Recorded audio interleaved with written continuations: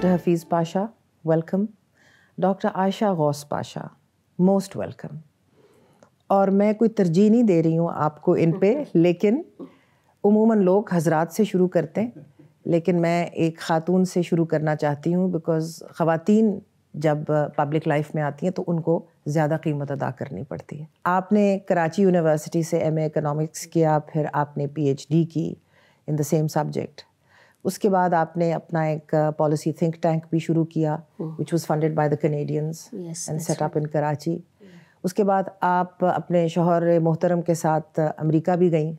اس دوران یہ you N D P میں تھے اور آپ نے کنسلٹنسی وہاں کی.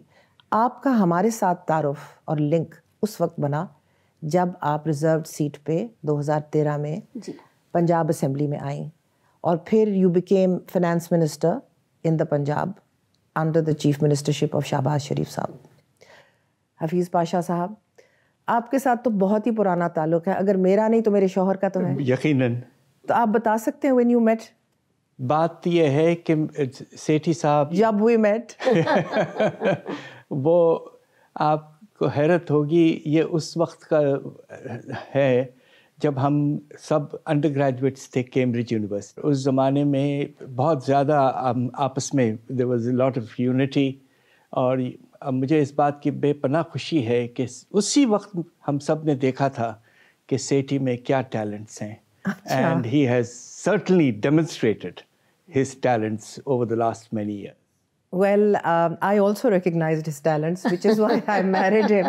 But much later than اس کے بہت بعد آپ لوگوں کی تو ملاقات میرا خیال ہے لیٹ 60s میں ہوئی تھی. We were together in the late 60s in the University of Cambridge. Which college were you at? I was at Trinity. Okay, so he was at Clare. Clare. And you were both economists. Absolutely. And you both did very well. میں نے سنا ہے کہ اس سال انہوں نے بھی top کیا اور آپ نے بھی ماشاءاللہ. میں نے ٹرینٹی سے ٹاپ. اس سے پہلے محبوب الحق صاحب نے ان کو فرسٹ ایٹ ملی تھی، اور اس زمانے میں فرسٹ لینا at Cambridge University in economics was a big thing. اور اس کے بعد نجم سیٹھی صاحب نے بھی وہی معیار حاصل کیا، اور ڈاکٹر حفیظ پاشا نے بھی. ڈاکٹر صاحب، you have since then been involved with many governments, sometimes as adviser, پھر کبھی آپ فنانس منسٹر بھی رہے ہیں، اور آپ یو این ڈی پی میں اسسٹنٹ سیکرٹری جنرل بھی رہے ہیں. میں تو لے پرسن ہوں، میں کوئی اکانومسٹ تو ہوں نہیں. ہماری معیشت کو کیا ہوا ہے ڈاکٹر صاحب؟ بات دراصل یہ ہے کہ پالیسیز کے لحاظ سے پاکستان نے اپنے جو ریزروز ہیں ان کو سلیقے سے نہیں سنبھالا، اور برآمدات کو حد سے زیادہ بڑھنے دے دیا. اور اس کے نتیجے میں اب آپ کو حیرت ہوگی، ایک وقت ایسا تھا تقریباً 3 سال پہلے جب ہمارے ریزروز 17 ارب ڈالر تھے. 2021 کی بات ہے، اور ماشاءاللہ ریزروز اچھے ہو گئے تھے، مگر اس کے بعد میں ہم نے دھڑا دھڑ خرچ کر دیے. کس چیز پہ خرچ کیے ہم نے؟ زیادہ تر ہوتا ہی ہے پاکستان میں، جب ہمارے پاس پیسے زیادہ ہوتے ہیں اور کرنسی مستحکم ہوتی ہے تو جو امیر طبقہ ہے پاکستان کو، ان کو موقع مل جاتا ہے، اس کے باہر کی چیزیں تو وہی خرید سکتے ہیں. سب سے زیادہ جو پرابلم ہے وہ یہ ہے کہ جن گھرانوں کو باہر سے پیسے ملتے رہتے ہیں، ریمیٹنسز وغیرہ، ان کے حالات تو بہتر ہو جاتے ہیں، اور باہر سے پیسہ آتا ہے یقیناً وہ کچھ اضافہ کرتے ہیں خرچوں میں. دوسری طرف ہمارے جو زمیندار ہیں، جو بڑے بڑے زمیندار ہیں جن کے پاس 100 ایکڑ کی زمین ہے، ماشاءاللہ ان کے کنڈیشنز بہت اچھے ہیں. ڈاکٹر صاحب، وہ کتنے لوگ رہ گئے ہیں پنجاب میں؟ تو over the last 3 or 4 decade, جب پہلے بھٹو صاحب نے اصلاحات کی، اس سے پہلے ایوب خان صاحب نے اصلاحات کی، بٹ بھٹو صاحب کی اصلاحات کے بعد پنجاب میں، اور پھر اس کے بعد بتدریج کیونکہ شریعہ کے بنا پہ زمین بڑھتی چلی جاتی ہے، یہاں پر تو بڑے ذمہ دار بہت کم رہ گئے ہیں پنجاب میں. تو آپ بات کس کی کر رہے ہیں؟ پنجاب میں دیکھیے، ابھی بھی پنجاب میں جو آپ کے بڑے زمیندار ہیں تقریباً 50,000 سے زیادہ ہیں، اور ایک ایک زمیندار کے پاس اس وقت 450 سے 500 ایکڑ ایوریج زمین ہے. اور 1% ہمارے زمیندار پنجاب کے، ان کے پاس 22% زمین ہے، اور یہ پنجاب کی بات کر رہا ہوں میں. اور اس سے برا حال جو ہے وہ بلوچستان میں ہے. اور سندھ میں؟ سندھ میں کچھ بہتر ہے، مگر پنجاب سے تھوڑا خراب ہے. سب سے بہتر حالات فرنٹیئر میں ہے، خیبر پختونخوا میں. تو اب ہوا یہ ہے کہ جب گاڑیوں کی سیل بڑھ جاتی ہے، جب کھانے پینے کے اشیاء کی چیزیں بڑھ جاتی ہیں، امپورٹ، اور پھر آپ جو ہیں ایگزاٹک چیزیں، ایکسپینسو چیزوں کو امپورٹ کرتے ہیں، الیکٹرانک اکوپمنٹ، موبائل فونز وغیرہ، اس میں اضافہ جب ہوتا ہے تو اس سے آپ کا جو برآمدات کا بل ہے وہ بڑھ جاتا ہے۔ وہ چیزیں ہم خود کیوں نہیں بنا پائے 70-75 سال میں؟ باقی ممالک میں بھی خرچے ہوتے ہیں، لیکن وہ خود اپنی گاڑیاں بناتے ہیں، وہ خود اپنے موبائل فونز بناتے ہیں۔ یہ آپ کا بڑا اچھا سوال ہے۔ ہم نے کوشش بھی کی تھی، میں ایک زمانے میں وزیر تھا تو انجینئرنگ بورڈ جو تھا وہ میرے انڈر تھا، تو اس وقت میں نے یہ سوچا کہ ہم کوشش کریں گے کہ ان کو گاڑیوں کو پاکستان میں بنانے کی کوشش کریں گے۔ تو میں نے ایک بڑا مناسب سا قدم لیا تھا کہ جو ہم امپورٹ کی ڈیوٹی لیتے ہیں بنی ہوئی گاڑیوں پر، اس کو بہت کر دیا تھا، اور جو پارٹس کے طور پہ آتے ہیں لاک ڈاؤن، اس کے ڈیوٹی بہت کم کرتی تھی۔ اب سزوکی وغیرہ اس طرح کی گاڑیوں کی اسمبلیاں ہو رہی ہیں، مگر پاکستان کو اور کرنا ہے، اور ویلیو ایڈڈ کرنا ہے۔ ہم کیوں نہیں اس عالمی دھارے میں شامل ہو سکے جہاں پر جیسے ہندوستان ہے کہ ہم بنیادی ترقی کرتے اور ہمیں امپورٹس وغیرہ پہ اتنی ریلائنس نہ ہوتی؟ خود کفیل کیوں نہیں ہیں ہم؟ ہم اس وقت پاکستان میں 24ویں IMF پروگرام پہ ہیں۔ IMF پروگرام میں ملک کب جاتے ہیں؟ اس وقت جاتے ہیں جب ان کی انٹرنیشنل انفلوز جو ہیں، یعنی جو درآمد ہو رہی ہے، جو پیسے ہم مل رہے ہیں ان کو ڈالرز میں، وہ کم ہیں، اور جو ان کے اخراجات ہیں ڈالرز میں وہ زیادہ ہیں، تو ان کے پاس ڈالرز نہیں ہیں۔ اب روپے تو ہمارے پاس عادت ہے، ہم جاتے ہو جا کے اسٹیٹ بینک سے کہتے ہیں روپے بنا دو، جب ہمارے پاس بجٹ ڈیفیسٹ زیادہ ہوتا ہے مزید چھاپ دو ہم، بٹ ہم ڈالر چھاپ نہیں سکتے، تو ہمیں کیا کرنا پڑتا؟ چھاپ سکتے تو چھاپ لیتے، کر لیتے یقیناً، لیکن کیونکہ ہم ایسا کر نہیں سکتے تو ہم IMF کے پاس جاتے۔ اب آپ سوچئے ذرا، جب سسٹمیٹکلی 24واں پروگرام اب چل رہا ہے تو ہم ایز اے نیشن کیسے آگے بڑھ لیں؟ ہم اپنے اخراجات قطعی طور پہ سوچ سمجھ کے نہیں کم کر رہے۔ گھر کا خرچہ نہیں چلتا ڈاکٹر صاحبہ اگر آمدن سے زیادہ اخراجات ہوں۔ ہاں، تو کب تک آپ کو کیا کرنا پڑتا ہے؟ آپ کو بورو کرنا پڑتا ہے۔ اس وقت آپ کی بوروئنگ جو ہے وہ آپ کی تقریباً 76% of your income, G D P آپ کی تو ڈیٹ پہ ہے۔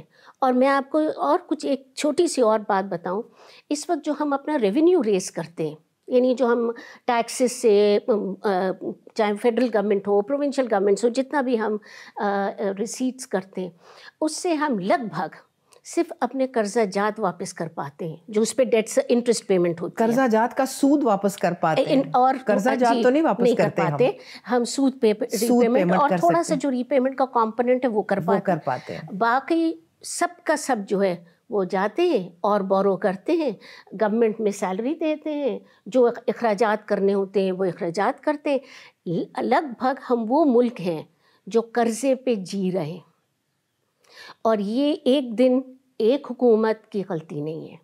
60s نے بھی کچھ بنیادیں ایسی ہلائیں ہماری، پھر اس کے بعد 70s کا دیکھیں آپ، 80s میں ہم کہہ رہے ہیں وہ بہت اچھا ہو رہا ہے، اس نے بھی ہماری، کیونکہ اس نے کنزمپشن، لوگوں کو ایسے خرچے کی عادتیں ڈالی ہیں۔ ڈالر ڈرپ جو لگی ہوئی تھی جی اس زمانے میں، ایوب خان کے زمانے میں بازو میں ڈالر ڈرپ لگی ہوئی تھی، ضیاء الحق کے زمانے میں ڈالر ڈرپ لگی ہوئی تھی، مشرف کے زمانے میں ڈالر ڈرپ۔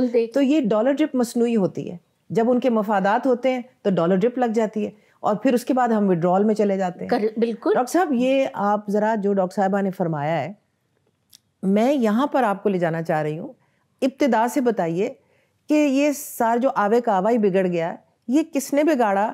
کون سی کلاسز تھیں جنہوں نے بگاڑا؟ کون سی پالیسیز تھیں جس کی وجہ سے ہم پٹڑی سے اترے؟ ہمارے ہاں کے جو شرفاء ہیں وہ بہت ہی بڑا حصہ ملک کی آمدنی اور ملک کا جو سرمایہ وغیرہ وہ ان کے ہاتھ میں ہے، اور بے شمار انہوں نے اپنے لیے مراد حاصل کیے ہوئے ہیں۔ اس میں کون سی کلاسز ہیں؟ اس میں سب سے پہلے تو جس طرح میں نے ذکر کیا کہ جو امیر طبقہ ہے آپ کے زمینداری طبقہ، پھر آپ کے جو سینئر جو ملٹری کے جو بڑے آپ کے سینئر لوگ ہیں، اور تیسرا جو ہے وہ آپ کے جو سرمایہ دار ہیں اور بڑے بڑے دکاندار وغیرہ، اور سینئر انفلوئنشل بیوروکریٹس، یہ ہے آپ کا اشرافیہ۔ رولنگ ایلیٹ آپ کی یہ رولنگ ایلیٹ یہ ہے. اور ہوا یہ ہے کہ چونکہ ان کے ہاتھ میں پالیسی میکنگ ساری ہے تو انہوں نے اپنے لیے بے شمار مرات ٹیکسز کے نظام میں، سبسڈیز میں، خرچوں میں ہر طرح کے بینیفٹس حاصل کیے ہوئے ہیں. اس پہ ہم نے کتاب بھی لکھی ہے یونائٹڈ نیشنز کی ریسنٹلی. میں آپ کو ایک فگر دوں گا تو آپ کو حیرت ہوگی کہ یہ جو مرات اور فائدے ہم نے پہنچائے ہیں انہوں نے اپنے ایک لحاظ سے طبقے کو تقریباً 4,500 ارب. اب آپ یہ سوچیں 4,500 ارب. اب آپ یہ سوچئے کہ ہم اپنے غریب طبقے کے لیے جن کا نمبر جو ہے آپ کو سن کے حیرت ہوگی، آج پاکستان میں 110 ملین لوگ یعنی کہ 11 کروڑ لوگ پاکستان کے قریب ہو چکے ہیں انڈر دی پاورٹی لائن. اور آپ یہ سوچئے کہ بے نظیر انکم سپورٹ پروگرام ایک بہت اچھا پروگرام اللہ کے فضل سے، بہت اچھا، اور ٹارگیٹنگ بھی بہت اچھی. اس پہ ہم کتنا خرچ پیسے دیتے ہیں؟ صرف 460 ارب.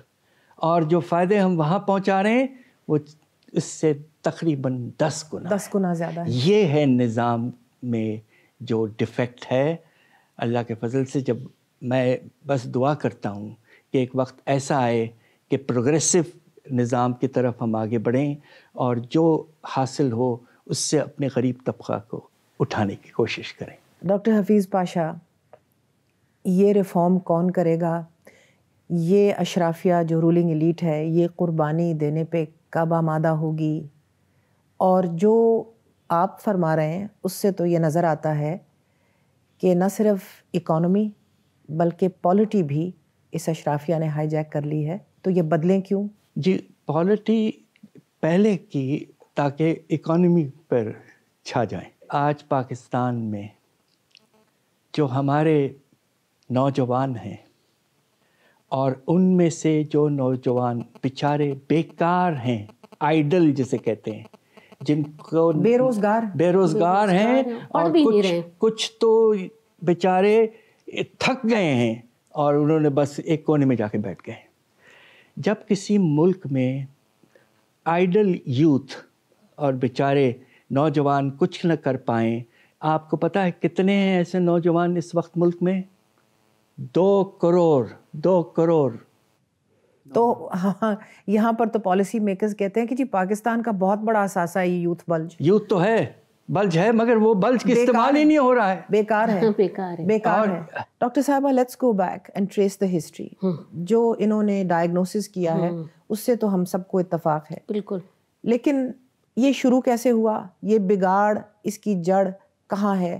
تاکہ ہم ایک تاریخ کا پس منظر بھی اپنے ناظرین کو دے سکیں. پلیز. دیکھیے، میں آپ کو ایک بنیادی پرابلم بتاؤں. ہم جب گروتھ کرتے ہیں اس اکانومی میں 5.5% 6% ہوتی ہے، اس کے فوراً بعد آپ دیکھتی ہیں 3-4 سال کے بعد کریش ہوتا ہے. بالکل کریش ہو جاتا ہے. وہ کیوں ہوتا ہے؟ کیونکہ ہم کنزمپشن بوم لے کر آتے ہیں اور وہ مصنوعی ہوتی ہے، وہ مصنوعی ہوتا ہے. امپورٹس اس کی وجہ سے بڑھ جاتے ہیں، ایکسپورٹ بڑھ نہیں پاتے، ہمارے پاس فارن ایکسچینج نہیں ہوتا، ہم کریش لینڈنگ ہو جاتی ہے وہ جہاز کی جو چلتا ہے. یہ سسٹمیٹکلی ہو رہا. اس وقت ہم کو چاہیے تھا شروع میں ہم اپنی اکانومی کو صحیح سٹرکچر کرتے. کیسے صحیح سٹرکچر کرتے؟ دیکھیے، بات یہ ہے کہ پاکستان کو آغاز سے جمہوریت کی طرف جانے میں بڑی مشکلات آئے. 1947 آزادی ملی، جواہر لال نہرو وزیر اعظم بنے، محمد علی جناح قائد اعظم صاحب گورنر جنرل بنے. انہوں نے اقتدار سنبھالتے ہی کھوڑو صاحب کی حکومت تھی سندھ میں، اس کا خاتمہ کیا. پھر ڈاکٹر خان صاحب کی حکومت تھی فرنٹیئر میں، اس کا خاتمہ کیا، اور ایک قسم کا ڈائریکٹ رول شروع ہو گیا. ایسے ہی میرے خیال سے وہ اس وقت وہ بات اتنی سمجھ میں نہیں آئی تھی. یہ سلسلہ اس وقت ہوا ہے جب آپ کا آغاز ہوا 58 میں ماشاء اللہ کے ساتھ. اس سے تبدیلی آنے لگی اور وقتاً فوقتاً ماشاء اللہ آتے رہے ہیں. دیکھیے، ان کی جسٹیفیکیشن رہی، انہوں نے اپنی فائنینسنگ بھی بڑی سلیقے سے کی. افغانستان وار سے سب نے فائدہ اٹھایا ہے. 1947 آزادی کے بعد پنڈت جواہر لال نہرو نے ہندوستان میں پہلا اکنامک 5 ایئر پلان دیا. ان کی اس کی ایک بنیاد لینڈ ریفارم تھی. یس. پاکستان میں کیوں نہیں ہوا؟ یہ آپ کا بڑا اہم سوال اور آبزرویشن ہے. دیکھیے پاکستان میں لینڈ ریفارمز اس لیے بگننگ سے رجسٹ کیے گئے کہ یہاں بھی بہت پاورفل زمیندار رہیں جن کا رول برٹش راج میں یہ تھا کہ دے سپورٹڈ دی. تو ہندوستان میں راجے مہاراجے تھے, ان کے پاس تو اسٹیٹس تھیں, مگر ان کے پاس جو فرق یہ تھا کہ ان کا جو شیئر ہے وہ کمپیریٹیولی کم تھا. ہمارے یہاں اسٹیٹ فارمیشن. یس, ہمارے یہاں تو دیکھیے بات یہ ہے کہ جب بھی کوشش کی گئی لینڈ ریفارم کی تو اس کو بھٹو صاحب کا جو حشر ہوا ہے, تو یہ دیکھیے ہمارے ہاں اب میں یہ کہوں گا کہ لینڈ ریفارم سے زیادہ اب جو بڑا مسئلہ ہے وہ ڈیموکریسی ایفیکٹو نہ ہونے کا ہے. Let's take a break. Welcome back. Doctor صاحب آپ یہ فرما رہے ہیں کہ جب تقسیم ہوئی تو ہندوستان میں جو اسٹیٹ سٹرکچر میں کلاسز حاوی تھیں وہ ہمارے ہاں اس طرح نہیں تھا. یہاں پر بڑے ذمہ دار اور فوج اور بیوروکریسی اشرافیہ کا حصہ تھیں اور انہوں نے ہی تعین کیا پھر اگلی پالیسیز کیا ہوں گی. جی بالکل آپ نے ٹھیک کہا ہے. دیکھیے فرق تھوڑا سا یہ ہے کہ بنگلہ دیش جو ایسٹ پاکستان تھا وہاں لینڈ ریفارم کی اس لیے زیادہ ضرورت نہیں پڑی کہ اس زمانے میں ہندو زیادہ تر لینڈ لارڈ تھے وہاں, تو وہ چلے گئے تو زمین ڈی فیکٹو بٹ گئی. انڈیا میں بھی جو بڑے اسٹیٹس تھے, اب سب سے اہم اسٹیٹ جو ہے یونائٹڈ پروونسز یو پی, وہاں جو زمیندار تھے وہ مسلمان تھے, وہ یہاں آ گئے. مگر یہاں جو ویسٹ پاکستان کی جو پوزیشن تھی, خاص طور پہ ساؤتھ پنجاب, سندھ, بلوچستان, سینٹرل پنجاب میں بھی, سینٹرل پنجاب میں بھی بہت حد تک, مگر زیادہ کنسنٹریشن بڑے بڑے ساؤتھ, سندھ اور بلوچستان, یس سینٹرل پنجاب آلسو, اس میں کوئی تبدیلی نہیں. وہ تو یہیں کے یہیں رہ گئے کیونکہ وہ ایک دن یونینسٹ تھے, انگریز سرکار کے حامی, اگلے دن مسلم لیگ میں چلے گئے. وہ یہیں رہے اور ڈی فیکٹو چیزیں ان کے ہاتھ میں رہی ہیں. اور دیکھیے ہوتا یہ کہ پروونشل جو اسمبلیز ہیں اس میں ابھی بھی آپ دیکھیں گے کہ رورل جو ہے لیڈرشپ وہ ڈومیننٹ, وہ حاوی ہے, بالکل حاوی ہے. تو ڈاکٹر صاحب پھر جمہوریت کیوں نہیں جڑ پکڑ پائی؟ اس کی سب سے فنڈامنٹل وجہ آپ کا جو پاور سٹرکچر تھا, جن کے ہاتھ میں جیسے کہتے ہیں بڑے بڑے پالیسیز وغیرہ سب وہ بناتے تھے, تو عوام کا رول ہو نہیں پایا ہے پاکستان میں. 40 سال پہلے ایک بڑا اچھا نظام تھا پرائس کنٹرول کا, آپ کو یاد ہوگا, اور پرائس لسٹیں ہوتی تھیں, ڈسٹرکٹ کلیکٹر یعنی کہ ڈپٹی کمشنر اس کو ریگولیٹ کرتا تھا اور وہ نظام چلتا تھا. آج وہ نظام ختم ہو چکا ہے. اور اس کے نتیجے میں قیمتیں تو بڑھتی رہی ہیں. پچھلے 2 سال میں کھانے پینے کی اشیاء کی قیمتیں 60% بڑھی ہیں. Food inflation is 60%. یس. ہاں, اور پہلی دفعہ فوڈ انفلیشن جنرل انفلیشن سے زیادہ ہے اس ملک میں, بہت زیادہ. تو دیکھیں نا, جبھی تو عام آدمی کا یہ حال ہوا اسی لیے تو بلک رہا ہے, بیکاز یہ تو بنیادی ضرورت ہے. بھٹو صاحب کو موقع ملا, انہوں نے کیوں یہ موقع جو ہے گوا دیا؟ کہ یہ حد سے زیادہ سخت جو میجر لیے گئے اس وقت, آپ کو تو پتہ ہے سارے انڈسٹری, سارے بینک, ہر چیز نیشنلائز ہو گئی. ہوا یہ اس کے نتیجے میں کہ آخر آپ کو اگر گروتھ چاہیے تو انویسٹر چاہیے ہوتا ہے, اور انویسٹر جو ہوتا ہے اس کو کم از کم یہ ایشورنس تو ہونی چاہیے کہ وہ اگر محنت کر کے کوئی ادارہ بنائے تو وہ قائم رہے گا اور نیشنلائز نہیں ہوگا. اور انویسٹر بننے میں تو کتنے ڈیکیڈز لگتے ہیں. بالکل, کتنے ڈیکیڈز لگتے ہیں, اور ختم ہونے میں جھٹ لگتا ہے. اس کے بعد میں آپ کو حیرت ہوگی, جو ہم نے ریسرچ کیا ہے, مجھے افسوس سے کہنا پڑتا ہے اس لیے کہ ہم سب بڑی عزت کرتے تھے بھٹو صاحب کے, اور اب تو ہمیں اتنی خوشی ہوئی ہے پچھلے دنوں سپریم کورٹ کی نے جو بات کہی ہے. انویسٹمنٹ, پرائیویٹ انویسٹمنٹ 70% گر گیا. یہ 70 کی دہائی کی بات کر رہے ہیں؟ جی 70 کی بات کر رہا ہوں میں, 70 کی دہائی تک. اور اس کے نتیجے میں جو ہمارا ایک مومنٹم تھا بڑھنے کا آگے, وہ کافی متاثر ہوا ہے. That was the voice of the times, اس وقت کی آواز تھی. ہم سب اس وقت ینگ تھے, سیٹھی, مائی سیلف, آل آف اس, ہماری رائے یہ تھی ہم سب کی کہ نیشنلائزیشن اکراس دا بورڈ نہ کریں، صرف یہ کریں کہ بینکوں کا نظام ٹھیک کر دیں۔ ہو یہ رہا تھا کہ بینکوں کا جو پیسہ تھا وہ سرمایہ دار جو بینک کو اون کرتے تھے وہی لے لیتے تھے، اس وقت جو بڑے ہاؤسز انڈسٹریل ہاؤسز تھے بینکس انہی کے تھے، ان کی تھے۔ تو وہ اگر ٹھیک ہو جاتا، اگر ہم صرف وہ لنک توڑ دیتے تو پھر انویسٹمنٹ کے لیے اور لوگ بھی آتے جاتے اور گروتھ چلتی رہتی۔ ڈاکٹر اقبال احمد مرحوم who was a great thinker as you know، انہوں نے ایک دفعہ کہا تھا کہ بھٹو صاحب نے یہ جو پاکستان کی انسپینٹ انڈسٹریل کلاس تھی اس کے خلاف یہ قدم اس لیے اٹھایا کیونکہ اصل میں وہ وڈیروں کے اور ذمہ داروں کے ترجمان تھے۔ کچھ حد تک یہ بات ہے، مگر ساتھ ساتھ یہ سوچئے کہ وہ ریفارم، لینڈ ریفارم بھی لانا چاہتے انہوں نے کی ہے، اور آخر لاسٹ اسٹیپ جس پہ وہ مارے گئے وہ یہی تھا، آپ کو تو پتہ ہے۔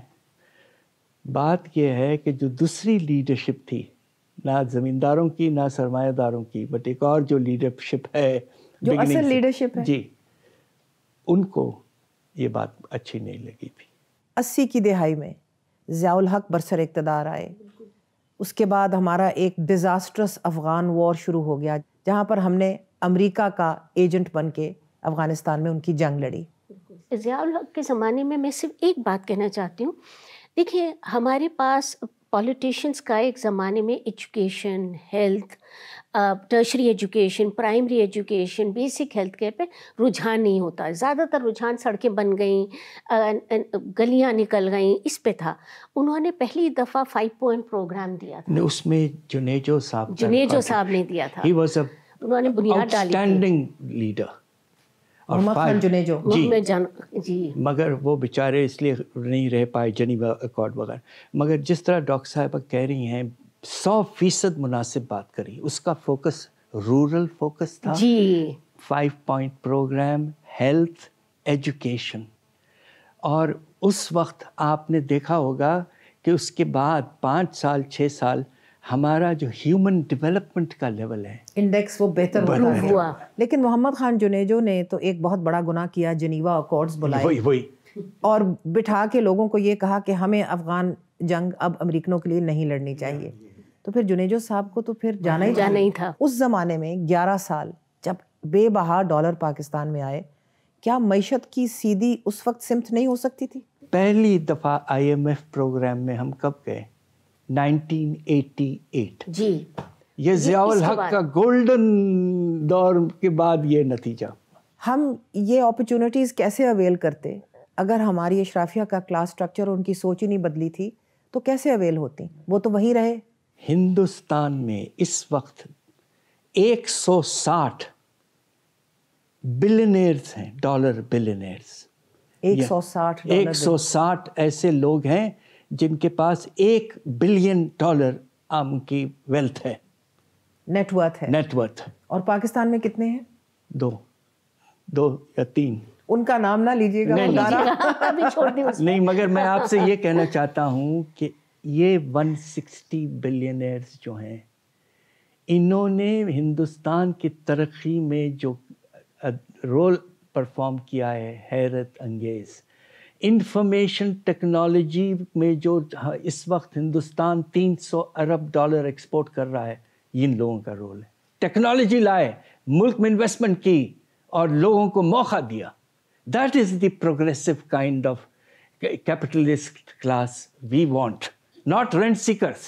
جب سینٹو میں جاتے ہیں، پیکٹ میں جاتے ہیں ان دا 1950-60s میں، تو آپ رینٹ سیکنگ پہ آ گئے نا، کہ ہم نے اپنا ملک تمہیں کرائے پہ دیا، ہمیں کرایہ دو اور جو مرضی کر لو۔ آپ کو میں ایک چیز بتا دوں، آپ کی بات سپورٹ، 80s میں آپ رینٹ سیکر، آپ کا اسٹیٹ، آپ کی ریاست رینٹ سیکنگ کی، بالکل کی، اور 2000s میں پھر آپ رینٹ سیکنگ پہ چلے گئے افغان وار۔ تو آپ جو کہتے ہیں کہ ہمیں ایک ایسی اشرافیہ چاہیے جو رینٹ سیکر نہیں ہے، تو جب ریاست کے ادارے ہی خود رینٹ سیکر ہوں تو اشرافیہ نے کیا کرنا ہے؟ ڈاکٹر صاحب، یہ مسئلہ ہے۔ دیکھیے فرق یہ ہے کہ ہندوستان اور بنگلہ دیش میں ابھی تک ہم نے وہ ٹریڈیشنل جو فورسز ہیں ان کا رول بالکل نہیں دیکھا۔ ہمارے ملک میں کیوں ہے؟ یہ اس کی وجہ یہی ہے کہ جو کمپیکٹ بنا ہے پارٹیشن کے کچھ پہلے اور پھر بعد میں اور بڑا، وہ قائم رہا ہے، اور ڈیموکریسی نہ ہونے کی وجہ سے یہ ہوا ہے۔ شاید وہ اس کمپیکٹ کی وجہ سے ڈیموکریسی قائم نہیں ہو سکتی۔ کازالٹی یہ بھی ہو سکتی ہے، بالکل ٹھیک۔ ڈاکٹر صاحب، آپ نے کیونکہ حکومت میں بھی رہ کے دیکھا ہے کہ گورننگ کلاسز یا کہ جو پولیٹیکل پارٹیز برسر اقتدار آئیں، انہوں نے یہ کمپیکٹ توڑنے کی کوشش کی۔ دیکھیں، میں آپ کو بہت کھل کے بات کر رہی ہوں، میں کافی میڈیا میں خاموش رہی ہوں، اس کی وجوہات تھیں کچھ، بٹ اب میرے خیال سے کھل کے بول لینا چاہیے۔ ہر کوئی جب یہ دیکھے گا کہ کیک میں میرا حصہ کتنا بڑا ہے تو کیک بڑا کبھی نہیں ہوگا۔ اگر ہم میں سے ہر ایک انڈیویجول کو اپنے حصے کی پرواہ پڑی رہے اور کوئی یہ نہ دیکھے کہ کیک بڑا کس طرح ہوگا، تو میں آپ کو یہ بات کہہ سکتی ہوں بالکل کہ کیک بڑا نہیں ہوگا۔ یہ بہت ہی عمدہ پوائنٹ ہے یہ۔ 2013 میں آپ ریزروڈ سیٹ پہ پنجاب اسمبلی میں آئیں اور پھر آپ پنجاب کابینہ میں فائنانس منسٹر بنی۔ جی، ہم نے آسٹیریٹی کے میجرز بنا کے دیے کیونکہ ایک کولیپس ہو رہا تھا، 7.6% GDP ڈیفیسٹ ہے، تو آپ نے کیسے کم کرنا ہے؟ انکم تو اتنی جلدی بڑھتی نہیں، آپ اخراجات کم کرتے ہیں، ان کے لوازمات کم کریں، وہ نہیں کرنے ہم نے تیار۔ چھوٹی چھوٹی سی چیز بنا کے دی۔ میں آپ کو چھوٹا سا مثال دوں، ہم نے ان سے کہا یہ جو وابڈا کے لوگ، کیونکہ پاور سیکٹر پاکستان کو اس وقت کولیپس کرا رہا ہے، ہم نے ایک مثال کے طور پہ دے رہی ہوں، ہم نے کہا یہ جتنے لوگوں کو پاور بجلی ملتی ہے مفت، آپ نہ دیں، آپ اتنے پیسے دے دیں انہیں تو مر نہ جائیں۔ نہیں ہوا۔ یہ تو بیوروکریٹ کا ایک ایگزامپل میں نے آپ کو دیا۔ ڈاکٹر صاحبہ، اس بیوروکریسی میں سول بیوروکریسی، ملٹری بیوروکریسی دونوں ہیں۔ ٹوٹلی۔ اور میں آپ کو ایک اور بات کہوں گی، چلیں بے شک آپ اس میں جو بھی آدمی جب کھل کے بولتا ہے تو بس کھل کے بولتا ہے، اس میں پھر آسٹیریٹی کے زمانے میں ہم نے یہ بھی دیکھا کہ ہمارے ججز کالونی کے گھر ور بھی بن رہے ہیں، ایوری تھنگ، بھائی ہم آسٹیریٹی کر رہے ہیں، کہاں سے یہ کیوں ہو رہا ہے یہ سب کچھ، بٹ ہم نے پھر بھی وہ بھی بنتے۔ میں آپ کو کوئی ایک ایگزامپل ایسے اسٹیک ہولڈر کا نہیں دے سکتی جس نے لوٹ کے یہ کہا یہ ملک کرائسس میں ہے، یار یہ اب ہمیں نہیں کرنا چاہیے۔ ایک وقفہ لیتے ہیں، ہمارے ساتھ رہیے گا۔ Welcome back. بجائے اس کے کہ پاکستان میں ریفارم کی جائے اور حالات بہتر کیے جائیں، اپنا اثاثہ جو ہے وہ ایلیٹ دبئی میں انویسٹ کر رہی ہے، بڑے بڑے گھر، پراپرٹیز وغیرہ، تو دے آر ڈائیورسفائنگ، وہ ماشاءاللہ بڑے سوچ سمجھ سیاڑے ہیں۔ 90 کی دہائی میں بے نظیر بھٹو، نواز شریف، اس ڈیکیڈ میں کیا ان سیاستدانوں نے یہ سمت معیشت کی درست کرنے کی کوشش کی؟ اتنی پولیٹیکل انسرٹنٹی تھی، اتنی آنا جانا ہو رہا تھا حکومتوں کا کہ دیکھیں جب حکومت اپنے آپ کو سیف کر رہی ہوتی نا تو وہ اسٹرکچرل لانگ ٹرم ریفارم نہیں کرتی، وہ ناک تک دیکھتی اپنی، میں کیسے اپنی کوئی گلی نالے بنا کے ووٹ لے لوں، کوئی اسکول کی بلڈنگ آدھی پونی کھڑی کر کے ووٹ لے لوں، میں کیسے اپنی کرسی بچا لوں، اس کے پر یہ ویژن نہیں ہوتا کہ میں کیسا اپنے ملک کو گروتھ پاتھ پہ وہ ڈال دوں کہ ہم ڈیولپڈ کنٹریز کی نیشن میں آ جائیں یا ہم ایسی اسٹریٹجک انویسٹمنٹس کر لیں۔ کوئی تھنکنگ اسٹریٹجک نہیں ہو رہی ہوتی جب آپ اپنی گدی بچھانے کے لیے لگے ہوئے ہیں۔ 90s میں آغاز بہت اچھا ہوا تھا، ہم آگے بڑھنے لگے تھے اور پھر رک گئے، اس لیے کہ پولیٹیکل جو کنٹینیوٹی جو تھی جو ہندوستان نے دیکھ لیا، ورنہ آپ کو حیرت ہوگی 1990 میں اللہ کے فضل سے پاکستان کی فی کس آمدنی ہندوستان سے زیادہ تھی، آج وہ 40% کم ہے، لیکن اس وقت بھی میرا خیال ہے آرٹیفیشل تھی ڈاکٹر صاحبہ۔ ہاں نہیں وہ تو خیر یقیناً because of the elite, but come is come India میں بھی تو ایلیٹ ہے آل سیٹ اینڈ ڈن، جو بڑے بڑے بلینئرز، مگر بات یہ تھی کہ 90s کے بعد میں جو ہمارا ترقی کا رفتار رہی ہے وہ بہت کم ہو گئی۔ یہ بات ہم کبھی احساس ہم نے پوری طرح کیا ہی نہیں، جو پاور میکنگ ہوتے ہیں لوگ، ان کو یہ بات کا خیال ہونا چاہیے کہ یہ جو گورنمنٹ اتارنا گرانا یہ کوئی کاسٹ لیس سی چیز نہیں ہوتی، یہ عام بڑی لوگوں کی قیمت ادا کرنی پڑتی، بڑی قیمت ہوتی ہے، اور یہ اس کی اکانومی کو جو قیمت ادا کرنی پڑی ہے، انٹرنیشنل پرسیپشنز جو ہماری کریٹ ہوئے ہیں، اور ہم کو ایک جسے کہنا چاہیے نا ایک ایسا ملک کا امیج ہمارے پاس جو کریٹ ہوا ہے وہ کہ لوگ ہماری क्रेडिबिलिटी को क्वेश्चन करते हैं, हमारी पॉलिसी कंटिन्यूटी की वजह से, लैक ऑफ पॉलिसी कंटिन्यूटी की वजह से, हमारी लैक ऑफ सस्टेनेबिलिटी की वजह से, ये जो एक पिछली हुकूमत ने ये किया था, मैं आन के ये बदल दूँ फ़ौरन, ये इमेच्योरिटी की वजह से we have actually paid heavily for this. 1999 में जनरल मुशर्रफ ने कू किया, फिर एक पूरी दिहाई गुजरी जिसके दौरान फिर डॉलर ड्रिप लगी, हमने फिर अफ़गान वॉर में हिस्सा लिया अमेरिकनों के लिए। वो भी वक्त था डैम बनाने का, सिमत सही करने का, उस वक्त क्यों ना हुई? एक तरह से अनरिप्रेजेंटेटिव और अनपॉपुलर गवर्नमेंट होती है, जो इस तरह की गवर्नमेंट आती है तो वो तोहफे बांटती है और ख़रीदती है रॉयल्टीज़ अपनी कुर्सी मजबूत करने के लिए। अब देखिए, हैरत अंगेज़ बात यह है कि पाकिस्तान को उस वक्त 30 अरब डॉलर के एड मिला कोएलिशन सपोर्ट फंड के तहत। 30 अरब डॉलर। और आपके जो लोन्स थे वो भी रीशेड्यूल हुए। यस, ख़ास तौर पे यूरोपियन वगैरह। मगर बात यह है कि हम सस्टेन नहीं कर पाए और 2007 तक हालात फिर से ख़राब हो चुके थे। और इसकी बहुत बड़ी वजह यह है कि उस दौर में आपने देखा होगा कि लिविंग स्टैंडर्ड जो है आपके अपर मिडिल क्लास और एलीट का ऐसा बड़ा है। There was a boom in housing and property, ज़मीन, cars were being leased, absolutely, बहुत कुछ। तो ये एक बबल था, फट गया। डॉक्टर साहबा, let's go forward, let's go to 2013, जब आप रिजर्व सीट पे पंजाब असेंबली में आई और आप वज़ीर ख़जाना बनी पंजाब हुकूमत की। आपके चीफ मिनिस्टर शहबाज शरीफ साहब थे। उस वक्त आपने क्या करने की कोशिश की? उसमें 2-3 बहुत अच्छी चीज़ें हुई। एक आध चीज़, हमने एक आम छोटे फार्मर पे इंटरेस्ट फ्री लोन्स देने शुरू किए। हमने एजुकेशन में मिसिंग फैसिलिटीज़ बनाना शुरू करें, जहाँ टॉयलेट्स लड़कियों के नहीं थे, जहाँ दीवारें गिरी हुई थी, क्लासरूम्स लगाने थे। क्वालिटी ऑफ एजुकेशन और स्कूल्स दोनों पे फोकस था। वफाक ने उस वक्त क्या किया? जो हम सिमत को दुरुस्त करने की बात करते हैं मईशत की, उनकी क्या कारकर्दगी थी? देखिए, उस वक्त उनका बड़ा पॉजिटिव जो था वो सीपैक की तरफ रुझान था।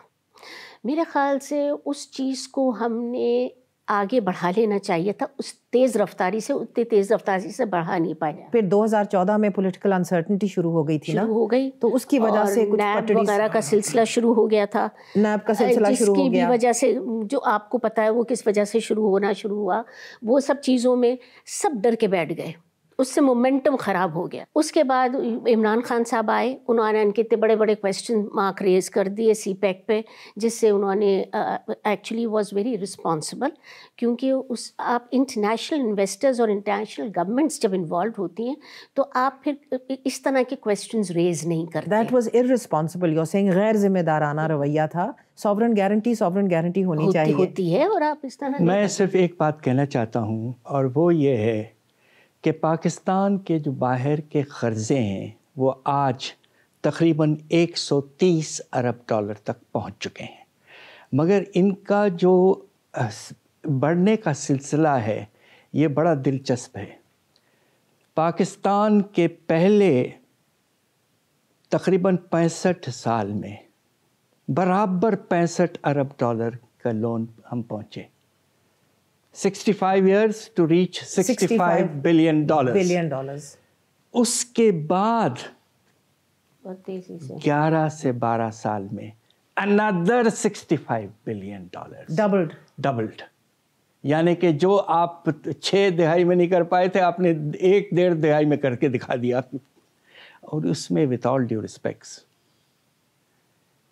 2013 से 2018 तक हमने जो पॉलिसी अडॉप्ट की कि एक्सचेंज रेट को मुस्तहकम करेंगे, ये जैसे कहते हैं ना मर्दाना, उसके नतीजे में आपके जो बरामदात हैं यानी इंपोर्ट्स जो हैं वो इतने तेज़ी से बढ़े कि 2017 में पाकिस्तान की तारीख का बुलंद तिजारती खसारा 20 अरब डॉलर का हुआ एक साल में।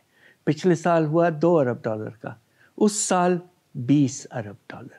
तो विथ ऑल ड्यू रिस्पेक्ट्स جو پالیسیز اس وقت فالو کی گئی وہ سسٹینیبل نہیں. ڈاکٹر صاحبہ جواب دیں.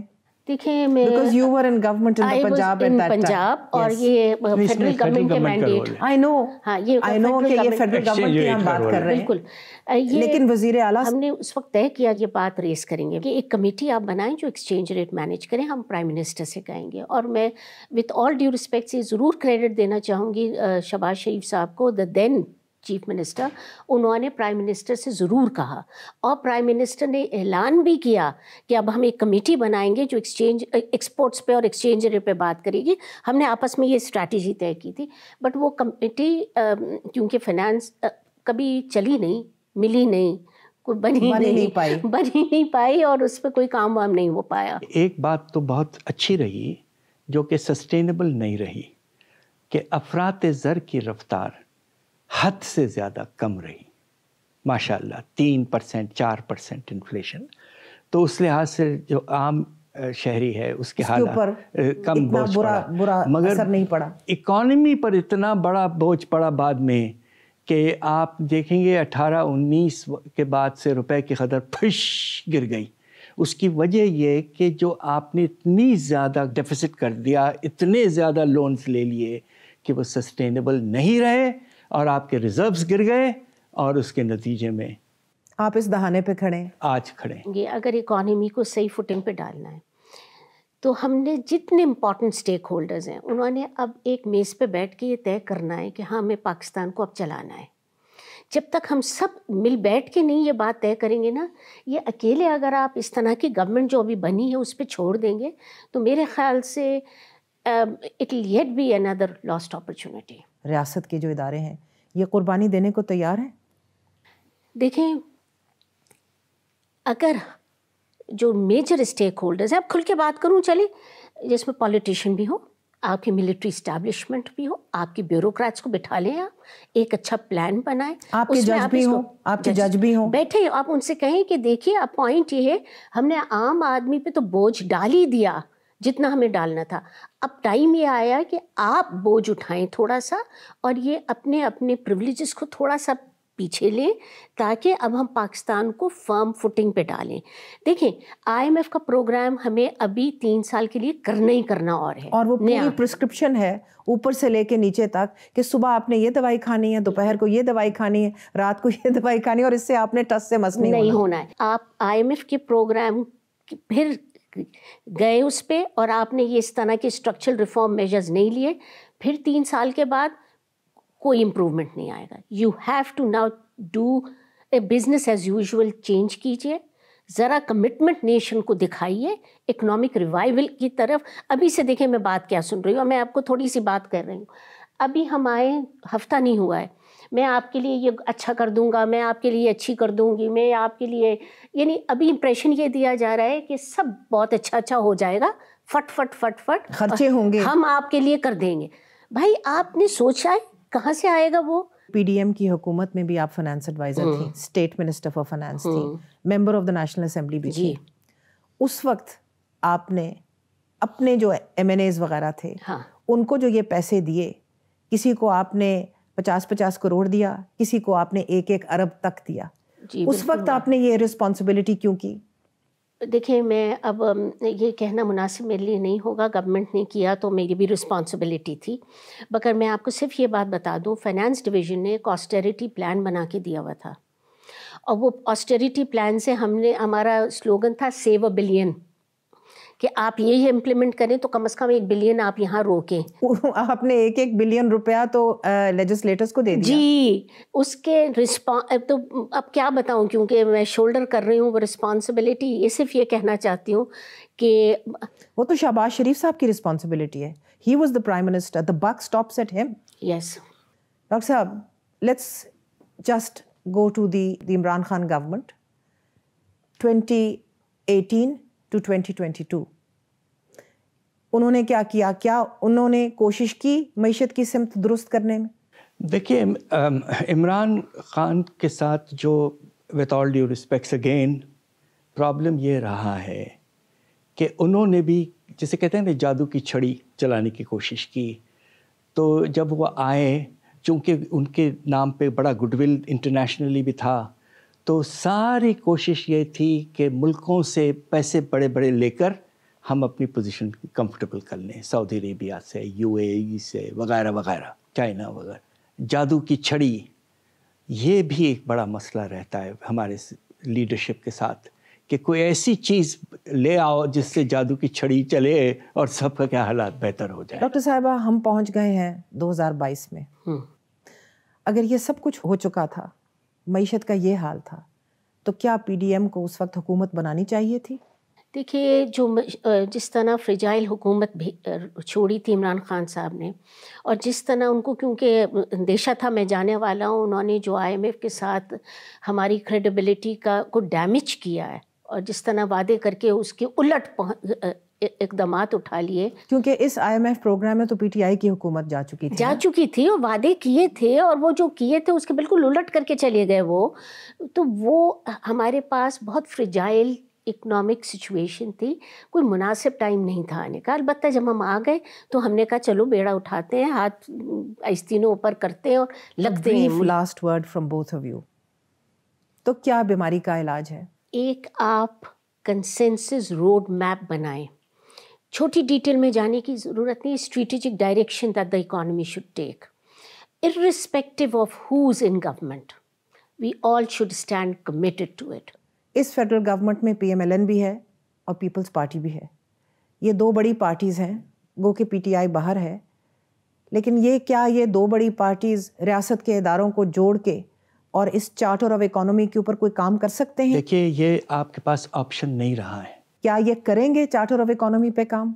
अगर आप नहीं करते हैं तो this will be yet another time when Pakistan would be पेरिलसली close to complete collapse.